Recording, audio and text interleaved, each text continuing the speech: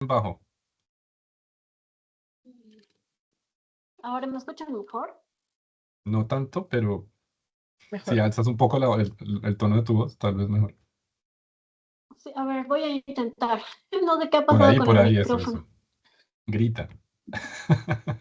Ok, lo haré. A ver, yo creo que ya se van a conectar los colegas de AR.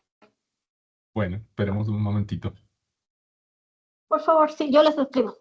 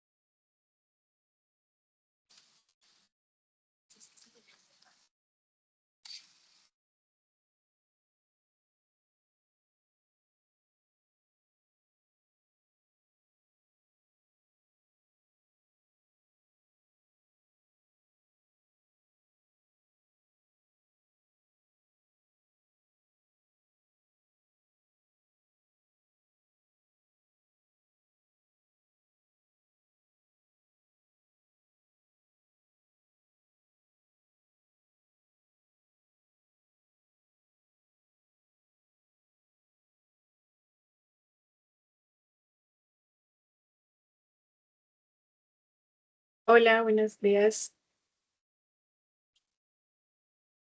Hola Álvaro, Carlos, ¿nos escuchan? Hola, sí, buen día, sí se escucha. Ok, ¿y está Álvaro? ¿Carlos?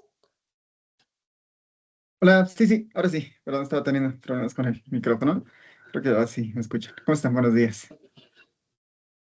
Hola Álvaro, te Sí. quería preguntar si se va a conectar Wilson. Me comentó que sí, pero a ver, le voy a recordar. Igual le mandé el enlace. Un momentito, por favor.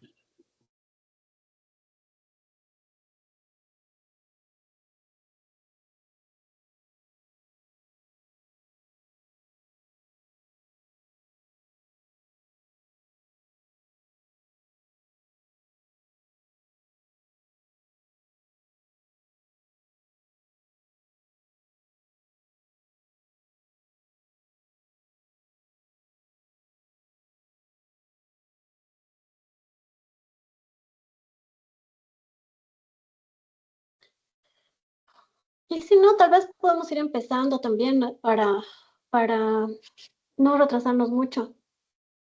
Álvaro. Claro. Yo hablando con el micrófono apagado siempre. Empecemos. Sí, empecemos. Esta sesión estaba a cargo de ustedes. Nosotros habíamos comentado un poco como la perspectiva de las posibilidades que podíamos abordar y ustedes se quedaron hablando y definiendo cosas, entonces los escuchamos. Sí, ahí hemos tenido una conversación y bueno, luego también internamente Fundación Arbo ha tenido una conversación entre ellos y ahí tal vez Álvaro nos puedes comentar a qué definición han llegado. Cambio. Súper. Sí, hemos hablado justo con Wilson y con el equipo. Hemos hecho un poco una valoración de los insumos que tenemos y también de la reunión que habían tenido, bueno, de la anterior reunión de la pasada semana. Y sí, o sea, creemos que es interesante iniciar con esta alternativa de ir por el modelo de áreas, ¿no? Si bien Ok, tenemos insumos para el modelo de unidad, ¿no? Creemos que es una buena oportunidad también de aprendizaje para nosotros y también de ir, o sea, pensando igual en los otros insumos, bueno, en los otros indicadores que se tiene identificado por parte del UNPA, que creo que son un poco más desafiantes que los que tenemos ahora. Y por lo mismo, creo que el enfoque del modelo de áreas se va a ajustar muy bien al resto del trabajo también, ¿no? perfecto, buenísimo. Ya, empecemos entonces. ¿Está bien? Vamos entonces, pobreza modelo de área. ¿Sí? Ya, antes de comenzar, colegas, con esto, yo voy a ser claro y específico. Este modelo de área ha sido desarrollado durante 7 años, tal vez. por nosotros tenemos una documentación bastante extensa sobre cada uno de los pasos que hay que tomar y yo creo que si lo empezamos a implementar esta semana, tendremos éxito en, digamos, en conseguir resultados de pobreza a nivel de municipio bien pronto. Voy a ser claro con respecto a esto. Si existe alguna necesidad de publicación de estos resultados, CEPAL tiene que estar, por supuesto, involucrado, ¿no? En cualquier publicación y de cualquier índole. ¿Estamos de acuerdo en eso? Con respecto al uso de esta metodología. CEPAL, UNFPA y ARU, pero siempre CEPAL. ¿Sí? Sí, claro que sí. Perfecto. Buenísimo. Ese es el parte del Está bien convenio ser que claros al tenemos de acuerdo. principio y empezamos. Listo. Muy bien. Para hacer un modelo de área de pobreza, se necesitan varias cosas y entonces en esta introducción que va a quedar grabada en y va a estar en la playlist disponible para que ustedes la vean después, voy a describir paso a paso los procesos que se van a surtir, ¿no? Lo primero es esto. La encuesta tiene que tener unas particularidades, ¿no? Lo primero es que en la encuesta tenemos que encontrar pobreza, digamos, la variable de pobreza que está, si no estoy mal, ya presente. Tenemos pobreza extrema, pobreza y no pobre, ¿cierto? Entonces, esa variable tiene que estar en la encuesta. Municipio tiene que estar en la encuesta. UPM tiene que estar en la encuesta. Estrato tiene que estar en la encuesta y factor de expansión tiene que estar en la encuesta. Es decir, en la base de datos que nosotros vamos a procesar. Son tres variables del diseño muestral: estrato, UPM y factor de expansión.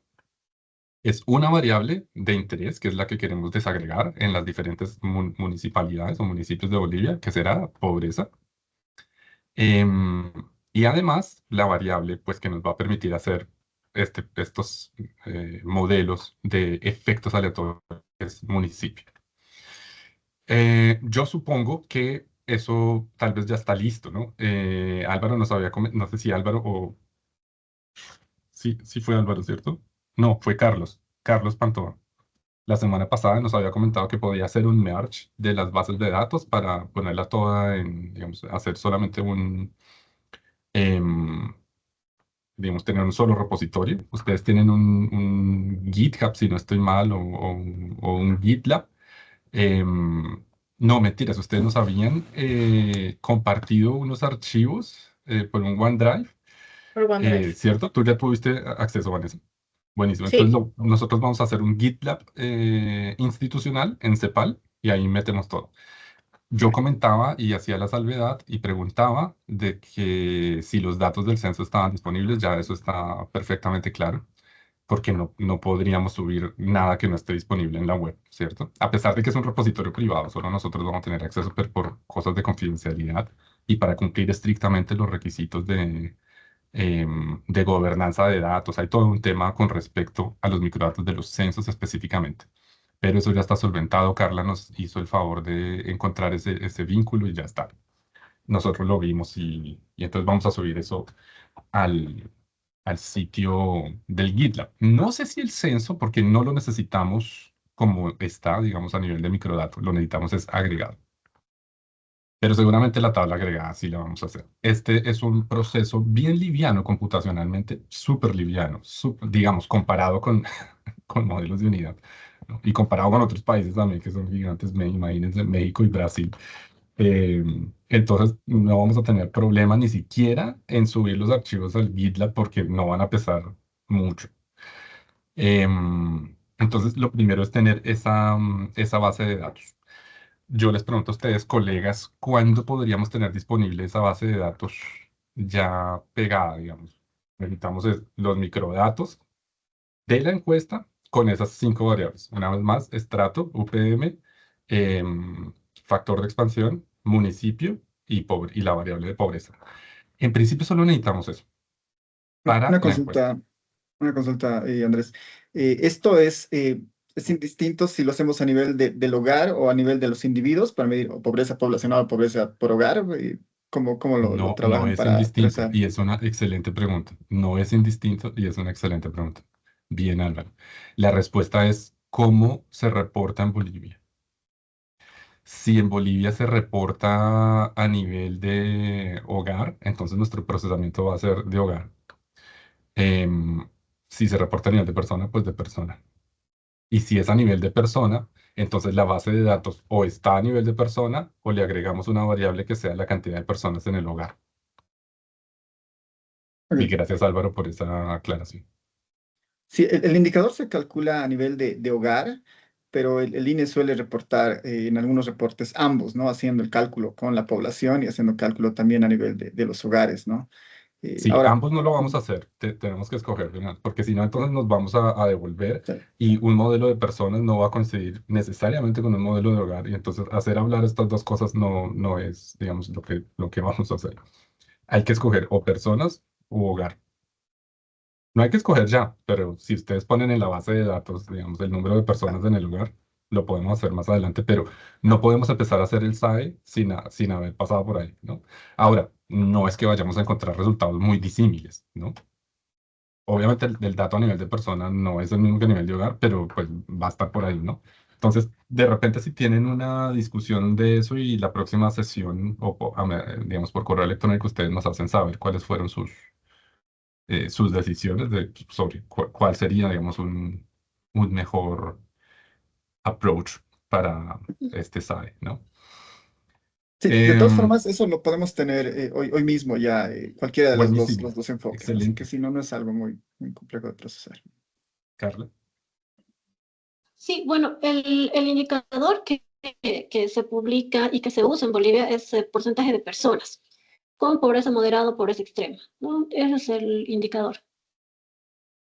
buenísimo, gracias Carla. Entonces yo diría que el primer paso sería como definir hogar o persona. Ya Carla nos ha dicho que en Bolivia es a nivel de persona.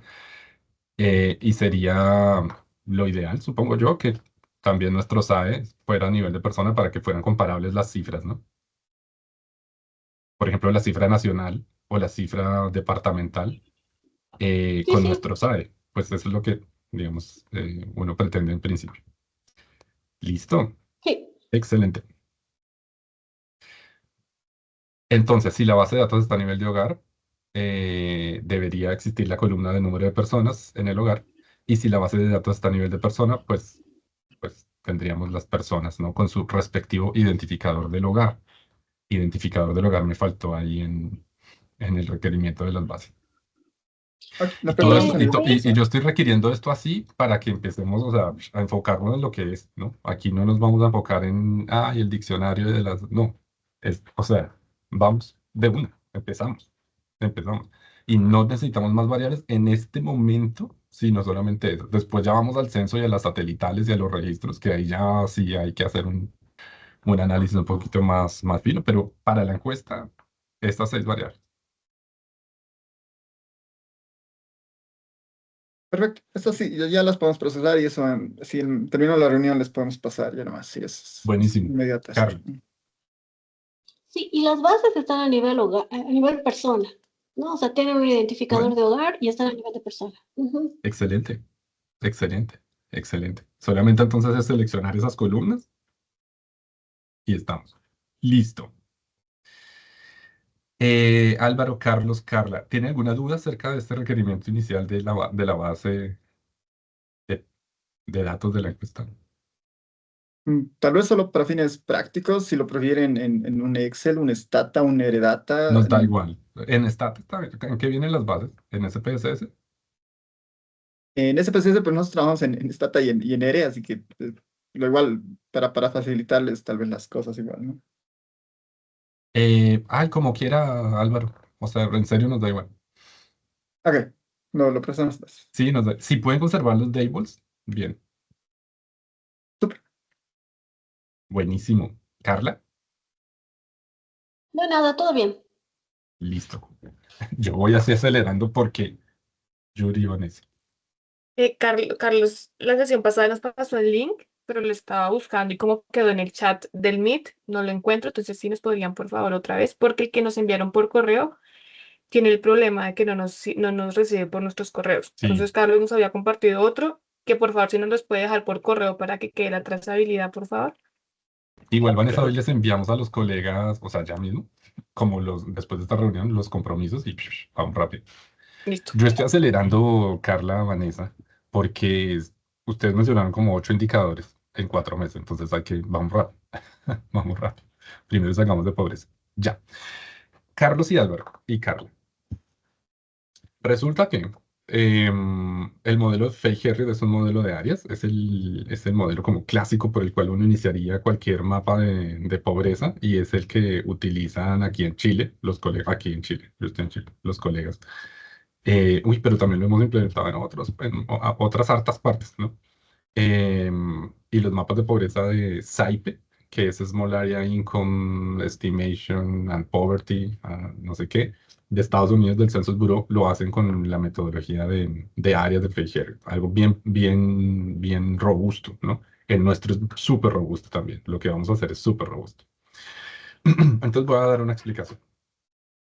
Este modelo de áreas tiene como insumo principal las áreas, o sea, los municipios. Ese es su fuerza está en los municipios, ¿no? O sea, no en las personas, en los municipios, no en los hogares, en los municipios. Pero para que entre en los municipios al modelo, el modelo nos pide dos cosas. La primera es la estimación puntual y la segunda es la estimación, o más bien, voy a repetirlo otra vez, nos pide dos cosas, la estimación puntual y la varianza de esa estimación puntual, ¿vale? La estimación puntual y la varianza de la estimación puntual. En muestreo y en encuestas de hogares y en encuestas y en cualquier estudio, digamos, por muestreo, la varianza de un estimador nunca puede ser calculada. Nunca. Dije calcular. El cálculo de la varianza de un estimador se hace si solamente si uno tiene acceso a toda la población, lo cual nunca es factible, ¿no? Lo que sí otorga el software es una estimación de la varianza del estimador. Entonces uno tiene el estimador y un estimador de la varianza del estimador. Suena largo, pero así es, ¿no? Otra vez, el estimador puntual de pobreza con una estimación de su varianza. La estimación de la varianza no nos sirve para nada, pero si sacamos raíz cuadrada, entonces ahí sí ya empezamos a hablar, ¿no? Está el error estándar. Pero no es el error estándar, es la estimación del error estándar. Si a eso lo multiplicamos por 1,96, encontramos unos intervalos de confianza, ¿cierto? Y a eso le llamamos margen de error. Entonces, encontramos intervalos de confianza que nos van a hacer tomar decisiones, ¿no? Digamos, en principio, acerca de la calidad de ese estimador. El tema es que nosotros estamos haciendo un modelo de áreas pequeñas y la calidad de los estimadores en muestreo siempre es asintótica. Asintótica en dos vías. Uno, la población tiene que ser grande. Cualquier municipio de Bolivia es grande, digamos, para fines de una población finita, ¿no? Podemos estar hablando de un municipio pequeño de 2.000 habitantes, eso es grande, ¿no? Y un municipio grande de 350.000 habitantes o de millones, eso es grande también. Ese es un requisito para que lo asintótico funcione en muestreo, ¿no? Y el segundo requisito es una muestra grande. Y ahí se nos cae todo porque es estimación de áreas pequeñas, ¿cierto? Entonces, si tenemos una estimación de áreas pequeñas o un ejercicio de estimación de áreas pequeñas es porque las áreas no tienen muestras grandes. Em, el término área pequeña no quiere decir, digamos, no tiene nada que ver con la extensión territorial, sino con el tamaño de muestra, básicamente. Em, y yo diría que tiene que ver con el tamaño de muestra respecto a la calidad del estimador. Un estimador puede ser muy bueno, ¿cierto? Si es que yo tengo el suficiente tamaño de muestra para que la consistencia, digamos, y todas las propiedades estadísticas del estimador se mantengan. Por ejemplo, el estimador de la pobreza en Bolivia es bueno y el estimador de la varianza de la pobreza en Bolivia es bueno. Lo voy a repetir, el estimador de la pobreza, digamos, el estimador de ese indicador es bueno. Y el estimador de la varianza de ese estimador es bueno también. Con esto sacamos nosotros coeficientes de variación, intervalos de confianza, márgenes de error, etcétera, y ahí decimos, es un buen estimador, ¿cierto? Generalmente decimos que es un buen estimador porque el coeficiente de variación es pequeño, ¿no? Entonces uno dice, bueno, el coeficiente de variación de este estimador está alrededor del 2,5%, 1,8%, 3%, 4,3%, eso es bueno. ¿Y por qué es bueno? Porque tiene un buen tamaño de muestra, ¿no?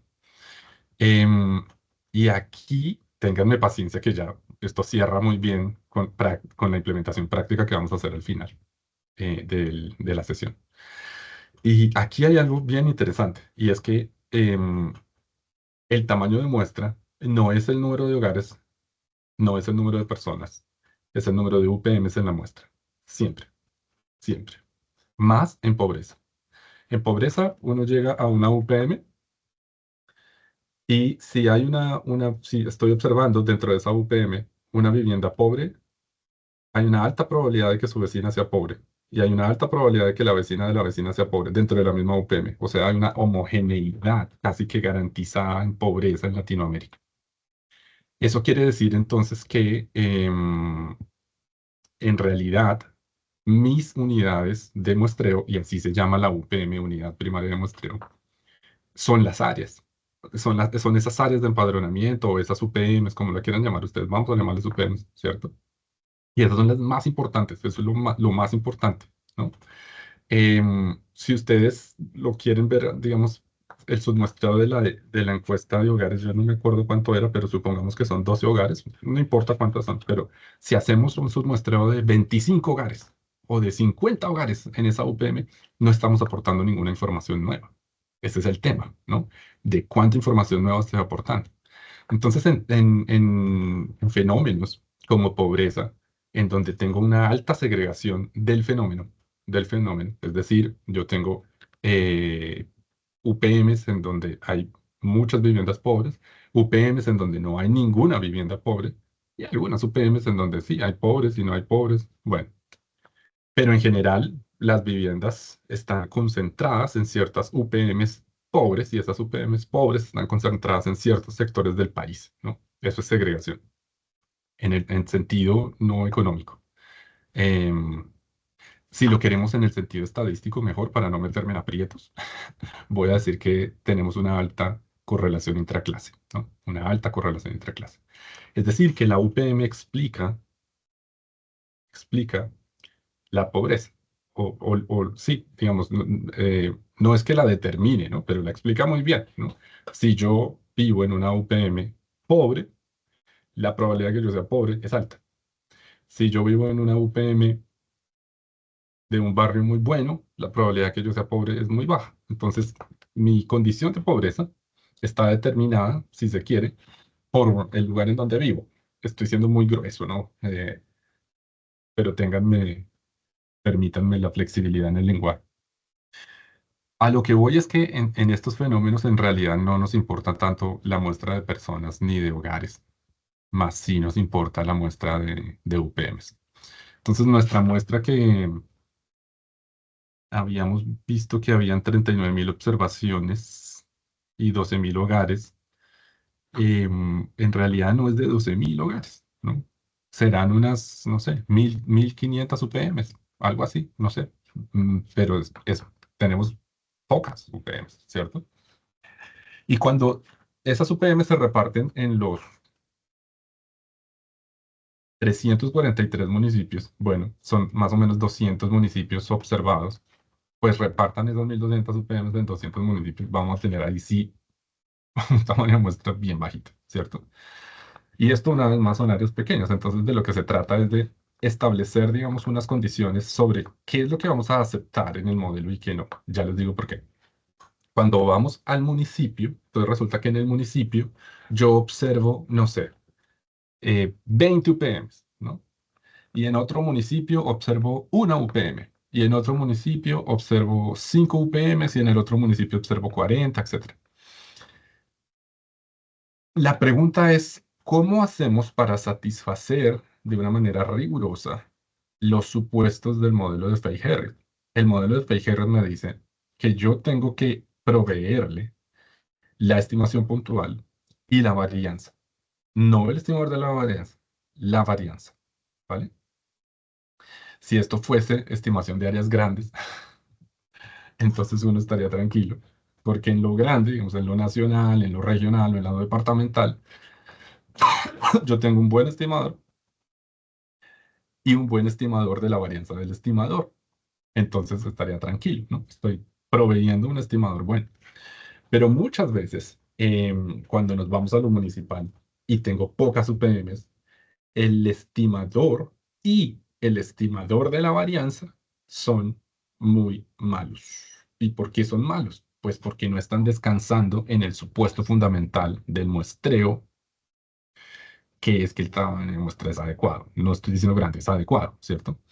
Entonces, todas estas cosas asintóticas como el insesgamiento, eh, bueno, el insesgamiento no es asintótico, sino más bien la precisión, la consistencia, no se tienen, ¿no? Entonces, el estimador será insesgado siempre, porque en encuestas todos los estimadores son insesgados, pero de poco me sirve tener un estimador insesgado con una varianza gigante. Más aún, el modelo de Fay-Harriot lo que me está diciendo es que yo tengo que determinar esa varianza porque al final la estimación de Fay-Harriot o el estimador de Fay-Harriot es un trade-off entre esa estimación directa que yo saco, digamos, a partir de los microdatos, con una estimación sintética de un modelo de regresión que utiliza otro tipo de información, información censal, información de imágenes satelitales, etcétera. Entonces, es un balance entre esas dos cosas. Y básicamente ahí se crea lo que llamamos como una combinación lineal convexa, es decir, básicamente como un promedio esperado, ¿cierto? Tengo dos cosas, ¿no? El modelo de regresión, digamos, el modelo y la estimación directa. Entonces, ¿a qué le doy más peso? Bueno, si yo tuviera un municipio con una muestra grande, le doy más peso a la directa, ¿cierto? Si yo tengo un municipio con una muestra pequeña, pues le doy más peso a la que viene del modelo. El tema es, colegas, que antes de hacer cualquier modelo de Fay-Harriot, yo tengo que saber si la varianza que me está entregando el software, como una varianza estimada de ese estimador, es apropiada o no es apropiada. Porque, una vez más, estamos ante un problema de estimación en áreas pequeñas y cuando yo hago digamos, el agrupamiento por municipio, resulta que esos municipios me van a arrojar una estimación puntual, una estimación de la varianza y yo necesito saber cuál va a ser el criterio para decidir si a partir de esos microdatos ese procesamiento a nivel municipal es apropiado o no y en cuáles municipios. Es lo primero, ¿no? Entonces, la receta, el Fay-Harriot es una línea en un paquete computacional en R. Uno podría utilizar el PopMap, aunque a nosotros nos gusta hacerlo todo bayesiano, pero para este caso vamos a utilizar el PopMap por la premura del tiempo. Él hace todos los procesos, digamos, detrás. Él solito lo hace hasta benchmarking, etc. Pero al final, digamos, no se trata de procesar la encuesta, utilizar todos los municipios y que esos municipios entren al R, a hacer el Fay-Harriot, porque entonces estamos fallando en el supuesto uno, ¿no? El supuesto uno es que yo tengo la varianza del estimador de pobreza y no la tengo. Yo tengo una estimación de la varianza. Entonces, lo primero es que me toca meticulosamente saber cuáles municipios entran y cuáles municipios no entran. Es decir, que ya no tenemos 199 municipios con seguridad, vamos a tener menos, ¿no? Y nos toca escoger cuáles serán esos municipios que provean una buena estimación de la varianza. Nosotros durante 2 años pensamos bueno, en este y en otros problemas en Chile, y nosotros les hemos compartido a ustedes esta metodología de Chile, que es la que vamos a replicar, digamos, en este caso, y la que replicamos siempre en todos los países, ¿no? A los en donde hemos hecho mapas de pobreza, en Colombia, en Guatemala, en El Salvador, bueno, en general en todos los países de la región hemos hecho mapas de pobreza. Pero cuando se trata, digamos, de este modelo de Fay-Harriot, el primer paso es ser estrictos en qué va a entrar al modelo y qué no va a entrar al modelo, ¿vale? Finalizo con eso, con esto. Es posible tener municipios que después del procesamiento me entreguen un nivel, digamos, un porcentaje de personas en pobreza, una varianza, ¿cierto? Una varianza, em, y que sea algo como muy, muy bueno a la vista, a la simple vista, Entonces uno dice, uy, entró este municipio, regálenme el nombre de un municipio chiquito por allá en Bolivia. Mm, Colombia. Colomi, Ujú. Colomi. Ya. Entonces, entro, tengo la base de datos, agrupo y veo todos digamos, los municipios que tengo ahí en la base de datos procesados ya. Y entonces yo digo, ah, Colomi. Colomi tiene un porcentaje de pobreza de 3%, voy a decir 5%. Y un coeficiente de variación asociado del 3% también. Entonces uno dice, oh, buenísimo, buenísimo, buenísimo. Pero cuando voy a ver el tamaño de muestra a nivel de UPM, tiene una sola UPM o dos UPMs, ¿no? Y entonces yo necesito saber si efectivamente ese procesamiento que me está entregando esta data o R o el software que sea, SPSS o SAS, efectivamente corresponde con un buen estimador de la varianza, porque puede ser que no. Y ahí está el primer cuello de botella, ¿no? Lo primero es preparar esa base de datos a nivel de municipios. Y tenemos un primer cuello de botella, ahí vamos a tener que esperar y tener que hacer unos procesamientos y decidir entre todos qué entra y qué no entra, ¿vale? Qué entra y qué no entra. Entonces ustedes dirán, bueno, ¿y cómo escojo? Bueno, yo les voy a decir cómo escojo. Ivánez, ¿no? Hay indicaciones, ¿no? Nosotros hemos desarrollado un protocolo. El protocolo, digamos, al final revisa muchas cosas, pero lo más importante es lo que yo acabo de mencionar, y es el número de UPMs, ¿no? Si el número de UPMs es, digamos, alto, bueno, no digamos alto, pero es adecuado, entonces lo vamos a saber. Y vamos a revisar ese número de UPMs, ¿no? ¿Cuántas UPMs tengo? Y de una vez vamos a quitar todos los municipios que solo tengan una UPM o dos UPMs, ¿no? Eso no nos va a funcionar bien. O sea, imagínense una estimación de muestreo con dos unidades. Eso no se va, no va, ¿cierto? Puede ser que, yo no he visto todavía los datos municipales, pero puede ser que ni siquiera tengamos municipios con una UPM o dos UPMs, ojalá, ¿no? Y Tal después vez ahorita, empezamos a mirar. Dale, Álvaro, ¿sí? sí, sí, justo de los 199 tenemos 85 que tienen una sola UPM, 45 Ya, con esos se dos fueron. y así, Ya no ¿no? tenemos, Sí, ya no tenemos. 85. ¿Es injusto? No. Con una UPM no hay varianza.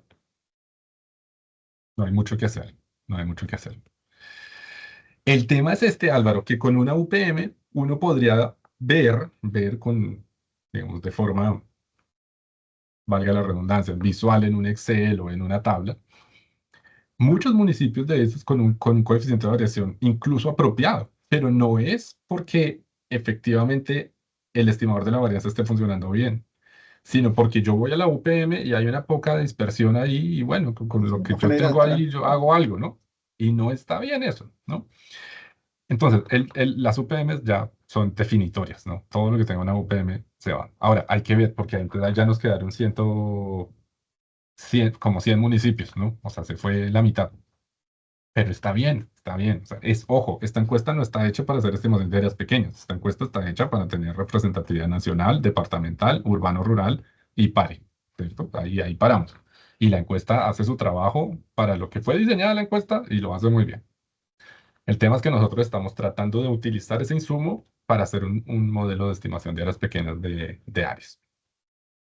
La segunda cosa que tenemos que analizar son los efectos de diseño. El efecto de diseño es un indicador estimado. El efecto de diseño estimado es un indicador claro de cuando una cifra está siendo bien estimada o mal estimada, ¿no?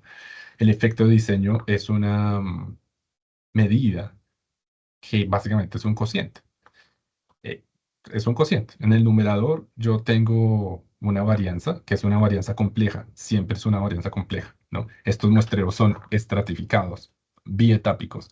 Probabilidad con muestreo de probabilidad proporcional al tamaño en la primera etapa y muestreo aleatorio simple en la segunda etapa y calibrados. Son muestreos complejos. La estimación de la varianza se escribe con fórmulas muy largas y no estoy exagerando, son largas, involucra muchos sumandos y muchas cantidades largas. Em, y son complejos, ¿no? Y eso va en el numerador. Y en el denominador va una fórmula muy sencilla, que es la fórmula del muestreo aleatorio simple. Siempre va una fórmula muy sencilla, que básicamente es P por Q sobre N. Rápido, ¿no? Además, pero arriba va otra cosa. Arriba yo tengo que ver la varianza de la primera etapa, la varianza de la segunda etapa, involucrarle las sumas de la estratificación, involucrarle las probabilidades proporcionales al tamaño de la primera etapa para las UPMs, involucrarle las probabilidades simples y todos los ajustes al factor de expansión que se le hayan hecho a las viviendas o hogares en la segunda etapa, la calibración. Bueno, es una cosa complicada y compleja. Y eso es lo que hay que ver, ¿no? Digamos, ese efecto de diseño, digamos, como ese cociente, funciona como una medida de control para el investigador. Y para nosotros que estamos haciendo áreas pequeñas, es como que lo más, ¿no? O sea, ¿de dónde me puedo sostener yo para que este municipio entra o no entra? Bueno, tanto del tamaño de muestra de las UPMs como del efecto de diseño. Entonces, habiendo dicho eso, lo que uno espera es que el numerador, como es una fórmula tan compleja, larga, ¿no? E involucra tantas etapas, ¿cierto? El numerador siempre tiene que ser mayor que el denominador. Y ese es un principio, ¿no? Es un principio. No tiene nada que ver con la longitud de la fórmula, tiene que ver con otras cosas. Pero es un principio que en muestreos bietápicos, ese efecto de diseño siempre es mayor que uno, ¿no? De hecho, está cuantificado. El efecto de diseño es 1 más M barra, que es el número de personas encuestadas en promedio en cada uno de las UPMs, menos 1, que multiplica al coeficiente de correlación intraclase. Todo eso va a estar escrito en un documento. Tranquis. Pero ahí lo voy diciendo rápido. Entonces, ese efecto de diseño es igual a 1 más algo positivo. 1 más algo positivo, ¿cierto? Puede ser 1.01 o puede ser 3.4 o puede ser 1.18.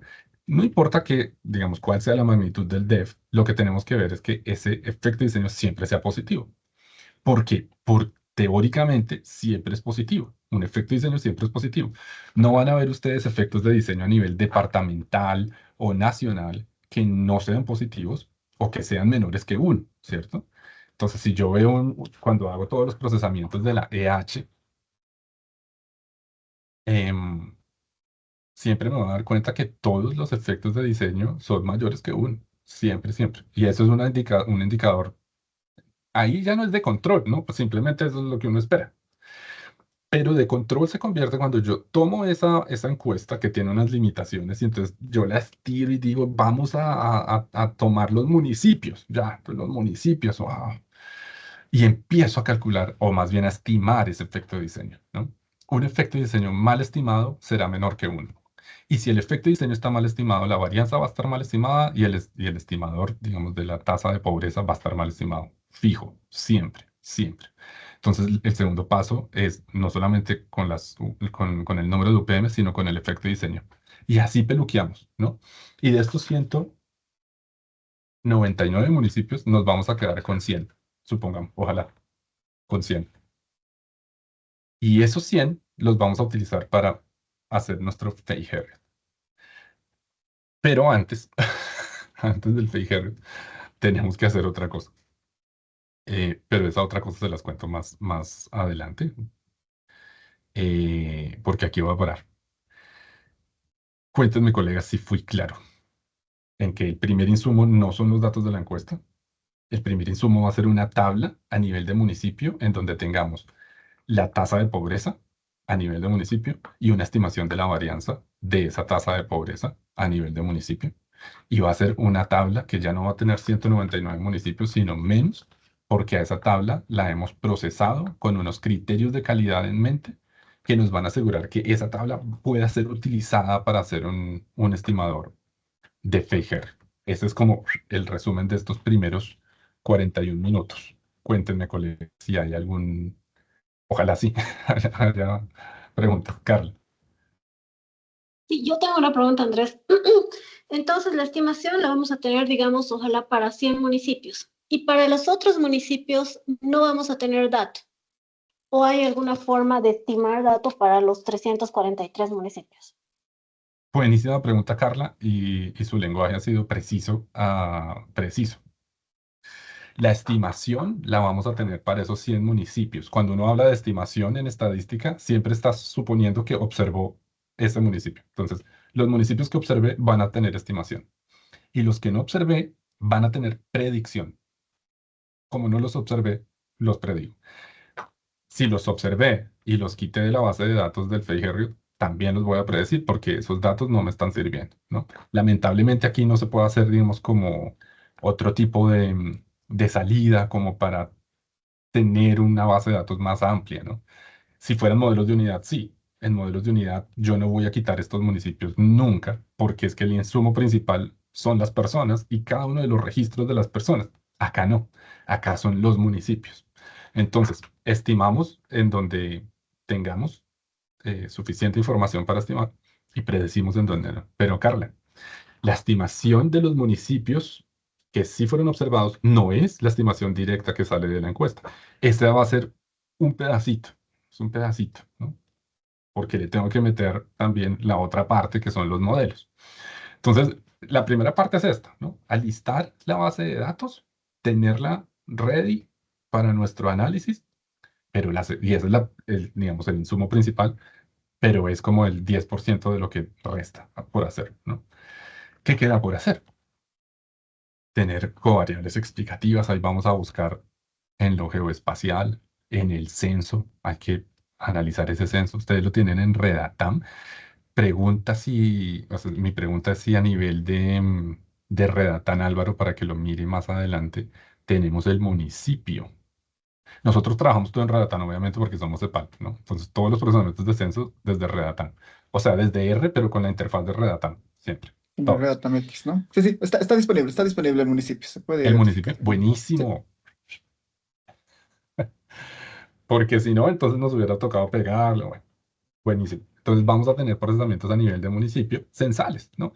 Entonces, porcentaje de personas con necesidades básicas insatisfechas, o porcentaje de hogares con hacinamiento, o porcentaje de hogares. Bueno, ustedes mostraron la otra vez el censo y habían, no anoté cuántas preguntas, pero como 400 preguntas en el cuestionario, en los cuestionarios en total. O sea, si hay 400 preguntas, mínimo hay 400 indicadores, ¿no? Em, claro, uno tiene que ser preciso a la hora de escoger esto, ¿no? Porque ya estoy teniendo una base de datos que empezó con 199, la recorté, ¿no? Vamos a terminar con una base de datos más o menos de 100. Ahí vamos viendo, ¿cierto? Yo me estoy adelantando, digamos, un poquito. Y entonces no puedo tener más de 100 variables porque me quedo sin grados de libertad, obviamente, pero no vamos a tener más de 100 variables, les aseguro que no. Ahí nosotros ya tenemos, digamos, un buen bagaje en la escogencia de las covariables, así que espero que eso no sea, digamos, un problema, porque siempre hay covariables, digamos, a nivel del censo que van a explicar muy bien el tema de la pobreza, ¿no? Em, y son ustedes, ahí ustedes sí nos tienen que decir, esta covariable tiene que entrar porque las personas que tengan, digamos, esta caracterización, fijo, no son pobres o fijo son pobres, ¿no? Ahí tenemos que hacer, digamos, un buen trabajo de minería, pero primero contextual y temática, ¿no?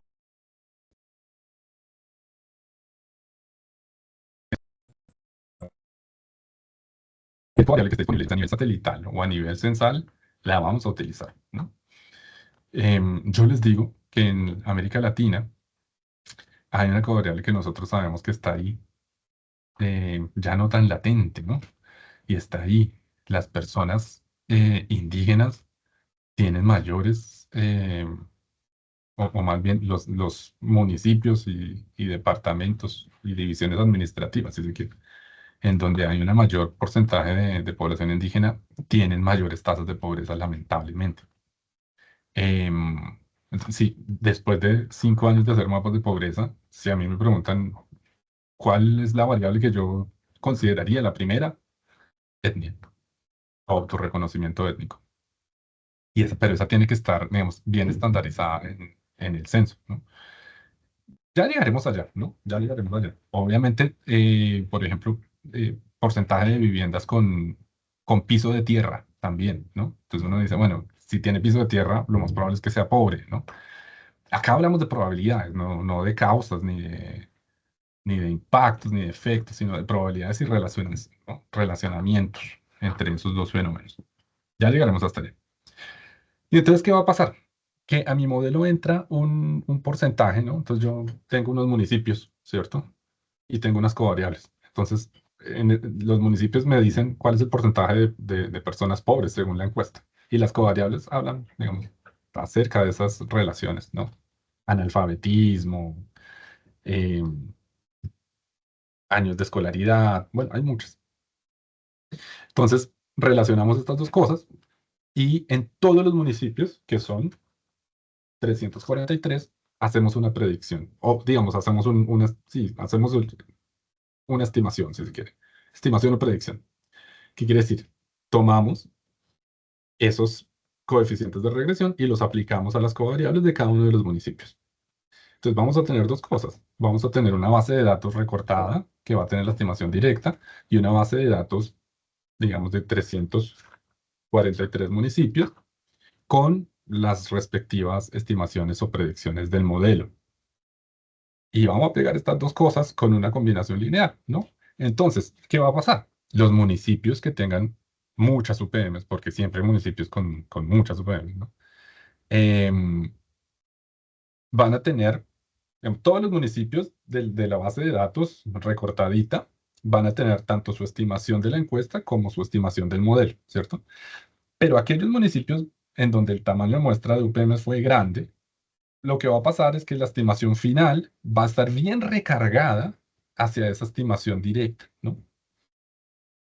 Los municipios que tengan pocas UPMs, que no estén, digamos, muy bien representados en la encuesta, igual van a tener las dos estimaciones, la estimación directa de la encuesta y la estimación del modelo, pero seguramente la estimación final va a estar bien recargada al modelo, ¿no? Y básicamente es cuánto pesa la encuesta, cuánto pesa el modelo, ¿no? En los municipios grandes la encuesta va a pesar el 98%, el 99%, ¿no? Y en los municipios pequeños la encuesta va a pesar, no sé, el 4%, ¿no? Y en los municipios que no tuvieron muestra, pues la encuesta no pesa nada y todo el modelo y el 100% de la estimación final lo vamos a tener, digamos, del modelo, ¿no? El modelo va a pesar 100%. De eso se trata. Bueno, en principio, ¿no? En principio. Em, Después hay que hacer un benchmarking, ¿cierto? Estético. Porque claro, nosotros queremos que, o sea, el gold estándar aquí es la estimación directa. Entonces, la estimación directa es lo que manda, ¿no? Si nosotros tenemos una estimación directa a nivel nacional y una estimación directa, digamos, departamental, nosotros le hacemos caso a la estimación directa. O sea, no nos ponemos a comparar nuestros modelos. Por eso en la primera reunión ustedes tenían modelos departamentales y yo alcé la mano y de una vez dije, "Un momento, no existe ningún modelo, no existe ningún enfoque probabilístico, estadístico que mejore la estimación directa en una muestra grande. No existe, no existe. Entonces, nosotros queremos llegar a eso, ¿cierto? Si nosotros tenemos datos municipales, cuando lo agregamos, queremos saber si esa agregación de municipios está reproduciendo coherentemente y consistentemente la estimación que yo obtendría por la encuesta, ¿cierto? Si no, nuestro modelo quedó mal. Y hay que volver otra vez a hacerlo, ¿no? Porque ahí no hay de otra. O sea, ahí nosotros no podemos decir, es que el modelo es buenísimo, pero la encuesta se equivocó en lo nacional. No, la encuesta no se equivoca en lo nacional. La encuesta en lo nacional es grande, la encuesta en lo nacional es insesgada, la encuesta en lo nacional es eficiente, la encuesta en lo nacional es precisa y la encuesta en lo nacional es consistente, insesgada, precisa, eficiente y consistente con connotaciones probabilísticas. Todo eso se tiene, por teoría, se tiene, ¿no? Es garantizado. En cambio, nosotros estamos haciendo un modelo en donde estamos suponiendo que las variables que estamos teniendo en cuenta son buenas variables, estamos suponiendo que la estimación directa y su varianza se pueden tener y yo las estoy metiendo en el modelo, eso es un supuesto grande, ¿no? Porque lo que yo estoy haciendo es estimar esa varianza, más no calcularla. Estamos suponiendo normalidad de repente, estamos suponiendo y suponiendo y suponiendo y suponiendo. Entonces, ninguno de esos supuestos se tiene, digamos, cuando uno procesa encuestas, ¿no? Al momento de procesar encuestas, lo que uno tiene es un tamaño de muestra grande y la teoría me garantiza absolutamente todo. O sea, el monopolio de la estimación sesgada en los países lo tienen, digamos, los Institutos Nacionales de Estadística, que son los únicos que pueden hacer encuestas así de 2000 UPMs, ya. Entonces ahí no hay mucho que decir. Entonces, si mi modelo de Fay-Herriot al momento de agregar todos los municipios, ¿no? Predichos o estimados, no se comporta como se podría comportar la estimación directa, no es la encuesta la que tiene el problema, somos nosotros. Y ahí volvemos. Y es un ir y venir, un ir y venir. Por supuesto que también hay medidas, como digamos, hay Rx cuadrados. Recuerden que estos no son modelos lineales, son modelos lineales mixtos y digamos, con unas particularidades. Entonces no es el R cuadrado de siempre. Pero ahí vamos y venimos, vamos y venimos, vamos y venimos hasta que estemos satisfechos con un modelo. Y en general uno está satisfecho con un modelo cuando la estimación agregada a nivel departamental está siempre cubierta por los intervalos de confianza de la encuesta que se generan, digamos, con la estimación directa y con los microdatos de la encuesta a nivel departamental, ¿no? Si el puntito agregado de mis modelos está dentro de ese intervalo de confianza para cada uno de los 9 departamentos, son 9 departamentos de Bolivia, estamos bien, ¿listo? Y ahí ya podemos darnos por satisfechos. Bueno, yo supongo que eso será, digamos, el último paso de nuestros modelos. Em, pero habiendo dicho eso, hay una cantidad de supuestos que hay que tener en cuenta, que no tengamos outliers, que no tengamos variables, digamos, muy em, influyentes o pesos muy influyentes. Bueno, hay que hacer una cantidad de revisiones ahí. Y eso es lo que tenemos. Y afortunadamente, hacer esto, digamos, este ensayo y prueba y error de incluir variables, etcétera, como el procesamiento es fácil y es rápido, digamos, no estamos hablando de días de procesamiento, sino de minutos de procesamiento, entonces podemos tener muchos escenarios. Digamos, ahí tenemos una ventaja. Yo me voy a quedar ahí. Les voy a enviar un email, antes de darle la palabra a ustedes, les voy a enviar un email junto con Vanessa hoy, em, digamos, haciendo estos requerimientos, ¿no? Lo primero es tener, ojalá, digamos, este procesamiento. O sea, si ustedes nos envían la base de datos, nos la comparten, nosotros la subiríamos al GitLab y ahí trabajaríamos todos. Pero si ustedes quieren ir adelantando sus procesamientos, yo veo que Álvaro seguramente está adelantándose. Pues también mejor, digamos, en paralelo lo hacemos. Y la idea, digamos, es tener la próxima reunión ya con una base de datos en donde se hayan filtrado esos municipios, ¿cierto? Y donde se haya decidido, no hay mucho que decidir tampoco, ¿cierto? O sea, si tenemos una UPM, no va al municipio porque una UPM no me garantiza varianza, eso no se puede. Si hay dos UPMs, ahí miramos, y si el efecto diseño es menor a uno, tampoco va, tampoco va el municipio. Entonces nos quedamos con unos pocos municipios. Bien, y dejemos eso ahí, digamos, nuestro primer hito sería tener la base de datos y completar esa tabla de municipios que provean una estimación directa adecuada para, digamos, para que esa tabla sirva como insumo al final. Cambio, colegas, disculpen que yo me extendí en esta introducción larga, pero espero haber hecho, digamos, un repaso de esa primera parte y de sus requerimientos de forma exhaustiva. Colegas, los escucho, si es que hay algún comentario.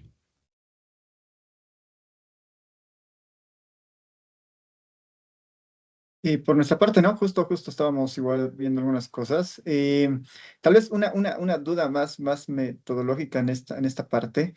No es necesario hacer la calibración de pesos por las variaciones en las proyecciones, porque la encuesta Hogares 2024, o sea, tiene su proyección basada, o sea, lo han ajustado basado en proyecciones y está arrojando una población de 12 millones y algo, y los datos del censo son cerca de 11 millones, ¿no? Entonces, no sé si es necesario hacer un proceso de calibración o post-estratificación previo para hacer esos ajustes, pensando que normalmente las proyecciones tienden a darle mayor peso a los rural, pero después el censo muestra que no, o sea, los rural en realidad no ha crecido tanto y esta tiene una relación con pobreza, ¿no? No sé ahí si en su experiencia vale la pena hacer un proceso de calibración previo en los factores de expansión o trabajamos con los datos originales, ¿no?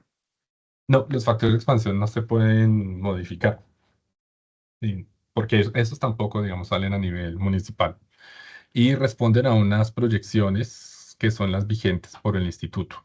Sí, el censo contó otro número de personas, pero cuidado porque el número de personas en el censo no es la población de Bolivia.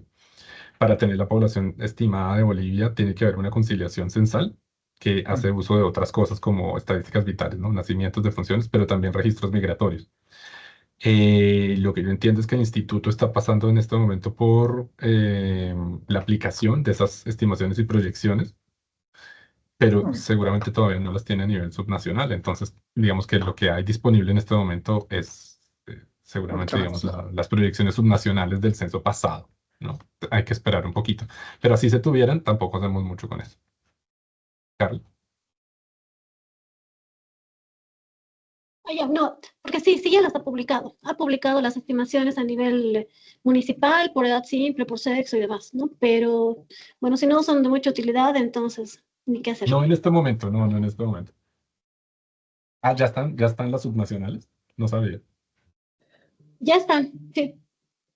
Buenísimo, es un gran avance. Vanessa, Dime. ¿tienes algún comentario adicional? No, ya preparados para empezar a trabajar, creo que ya se definió la metodología y ya podemos avanzar, dado que son varios indicadores que tenemos que hacer modelos de área. Si vamos a hacer modelos de área para los otros indicadores, y yo diría, ojalá, este primer paso es idéntico en todos los otros indicadores, ¿no? Entonces, vamos a utilizar esta encuesta en particular, la EH para pobreza, pero seguramente la otra ENSA. que ya no me acuerdo cómo se llama, ENS, ENSA. ETSA, bueno, ETSA. Ujú, EPSA, ujú. y tenemos lo mismo. Entonces, ¿cuántas UPMs? Y vamos peluqueando, ¿no? Peluqueando. Eso, Carla sigue con la mano levantada. Anterior hermano. Entonces, en ese orden de ideas, nosotros enviamos un correo Sí, solicitando pues la base y que nos vuelvan a compartir. Ahí yo creo que le solicitamos la información y nos envían el link nuevamente para nosotros agregarlo al espacio de GitLab del proyecto y trabajaríamos desde ahí todos. Ustedes pueden replicar desde ahí y nosotros también vamos trabajando desde ahí. De acuerdo. buenísimo. ¿Cuándo nos volvemos a ver?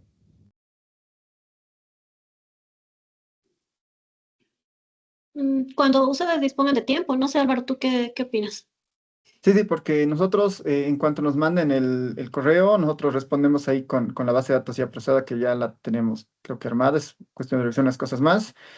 Igual estamos buscando algunas fuentes adicionales para ver de tener más insumos al momento de hacer la regresión con las covariables. Entonces, sí, estamos abiertos al ritmo que ponga, ¿no?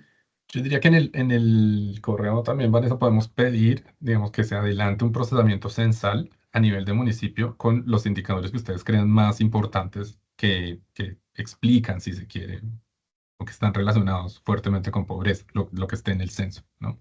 Ahí ustedes pueden ver el diccionario de datos y escoger, no sé, 10 covariables o 20 covariables y procesarlas a nivel de municipio, ¿no? Porcentaje de personas, porcentaje de hogares, porcentaje de viviendas, etcétera, etcétera.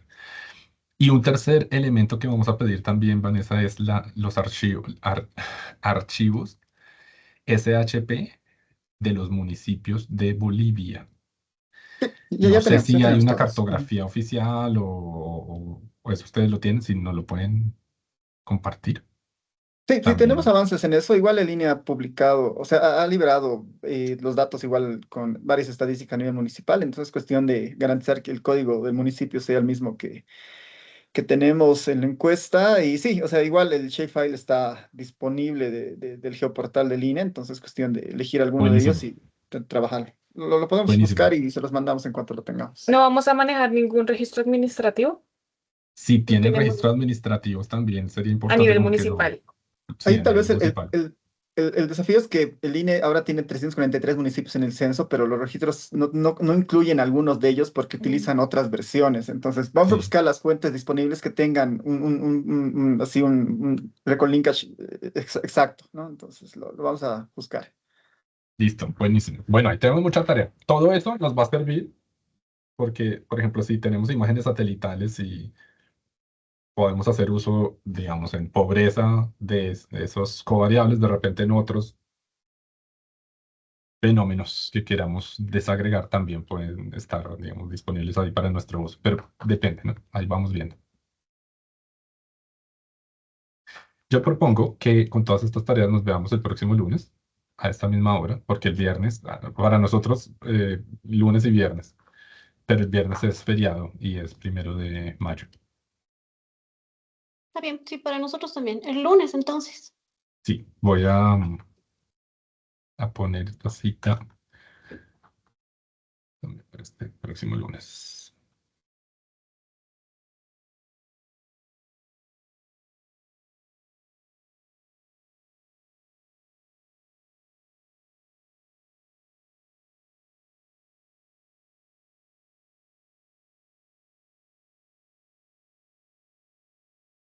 Pero la voy a poner, ay, disculpen, a ver.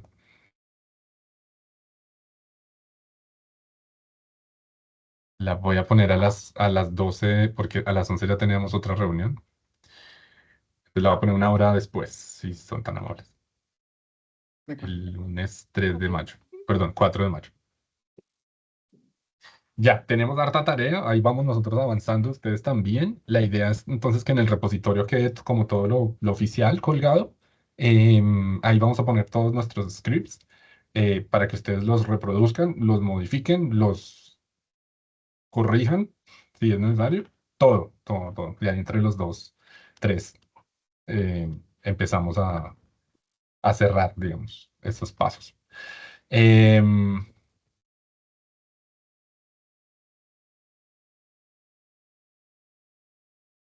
Ya, eso.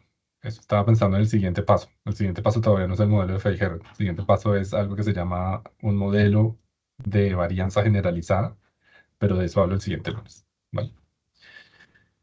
Bueno, mis Ok, colegas, un súper. placer verlos Muchas y gracias, avanzar tan Andrés. rápido. Gracias, Álvaro. Gracias, Vanessa.